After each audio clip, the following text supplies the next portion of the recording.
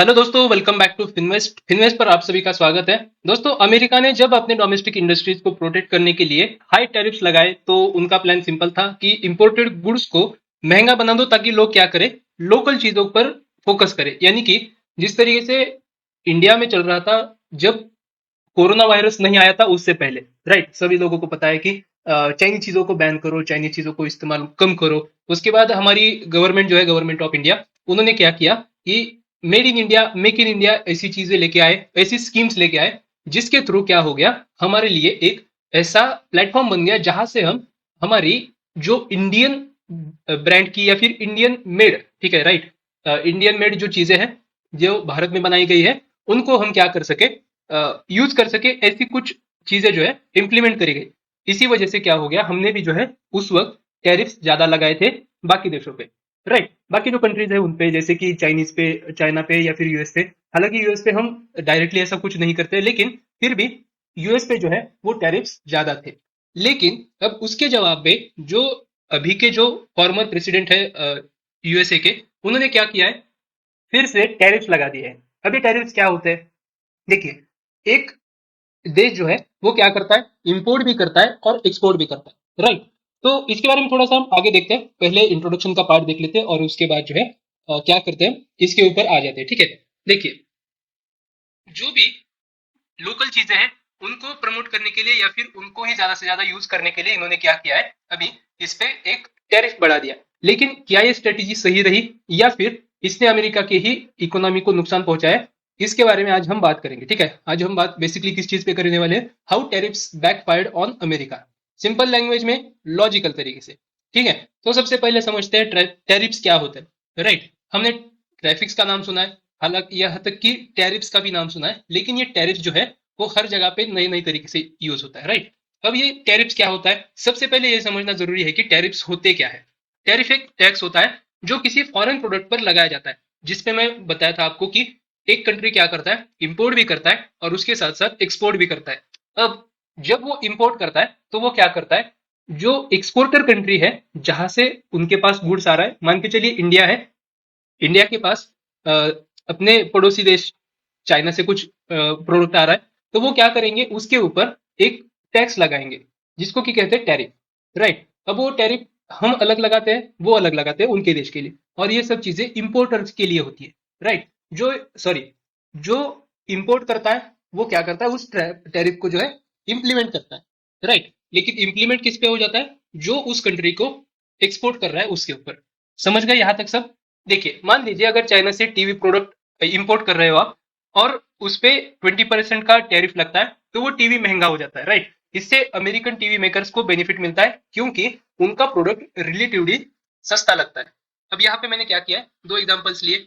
जो चाइना है वो क्या कर रहा है, एक्सपोर्ट कर रहा है, और जो अमेरिका है वो क्या कर रहा है, इंपोर्ट कर रहा है, राइट। अब चाइना के ऊपर क्या लग जाएगा, टैरिफ लग जाएगा, क्योंकि अमेरिका इंपोर्ट कर रहा है तो अमेरिका क्या करेगा, उसके ऊपर टैरिफ लगा देगा। जैसे वो दोस्तों टैरिफ लग जाएगा, टैरिफ के अनुसार वो क्या हो जाएगी, चीज महंगी हो जाएगी, राइट। अब महंगी कैसे हो जाएगी, जैसे बेसिकली हमारे यहाँ पे अगर वैट होता, राइट, वैट के ऊपर क्या होता था, बहुत तरीके से अलग अलग टैक्सेस थे। अब उन टैक्सेस के साथ क्या हो जाता था, प्रोडक्ट महंगा हो जाता है।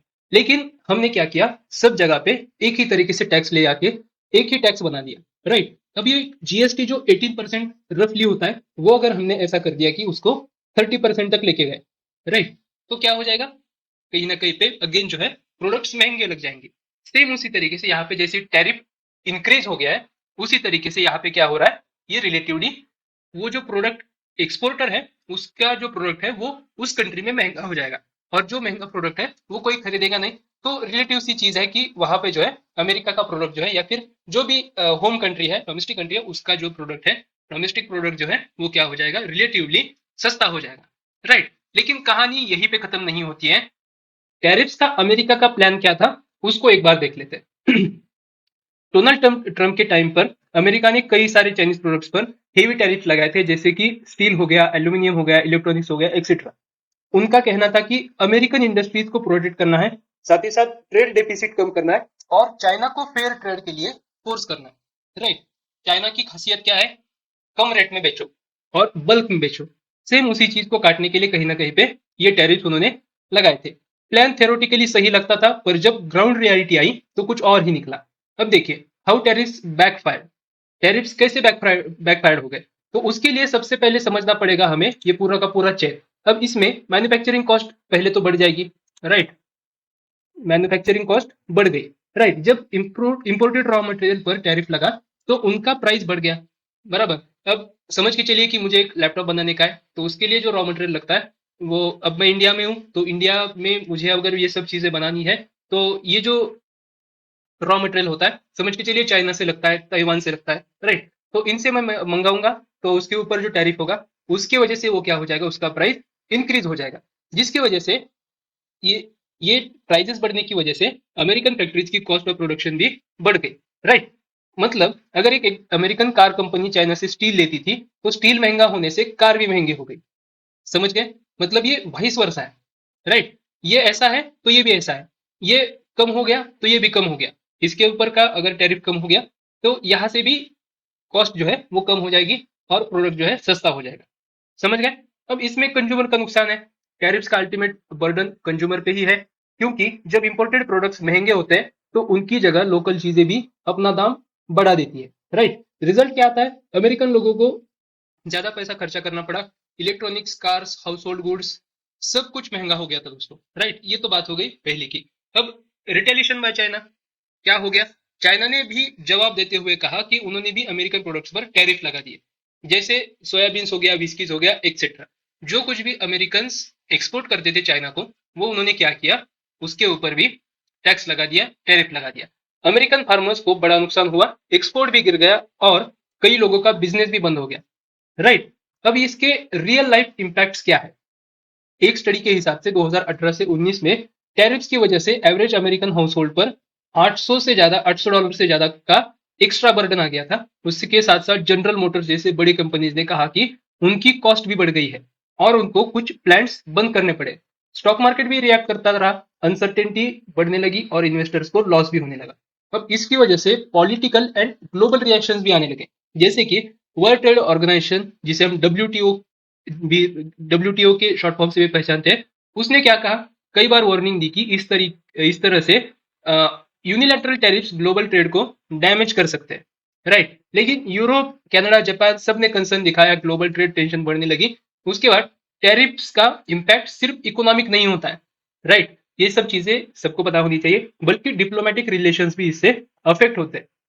अब समझिए, अब ये डिप्लोमेटिक रिलेशंस क्या होते हैं, राइट। अब ये इंटर कंट्री रिलेशंस जिसे हम कहते हैं वो होते हैं, राइट। जैसे सभी को पता है भारत और पाकिस्तान का रिश्ता कैसा है, वो बिल्कुल भी डिप्लोमेटिक नहीं है, क्योंकि हमें पता है कि हम कितना भी अच्छा बर्ताव करें उधर से तो आतंकवाद ही फैलने वाला है, राइट। सेम तरीके से अगर हमारा कोई मित्र है, कोई मित्र देश है, जैसे समझ लेते हैं कि हमारे लिए कोई इजराइल समझ लेते हैं, राइट।